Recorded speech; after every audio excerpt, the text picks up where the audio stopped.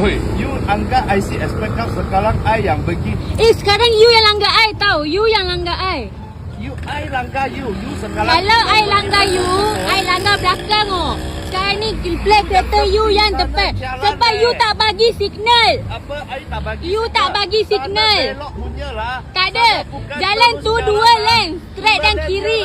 Tak ada. Jalan tu straight dan kiri.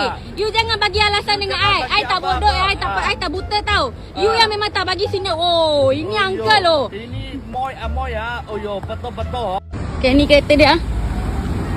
You tengok ah. Kereta dia. Plate kereta cabut tau. See. Saya pergi di sini. Nampak ni. So dia langgar motor aku. Aku nak straight. And dia tak bagi signal. So kau rasa aku langgar dia ke siapa langgar siapa? Okay ah. I sini. Jalan ni ke sini dan ke sini.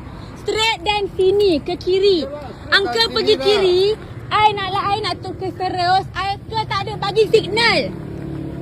You tahu tak Uncle tak ada bagi signal. I duduk tepi.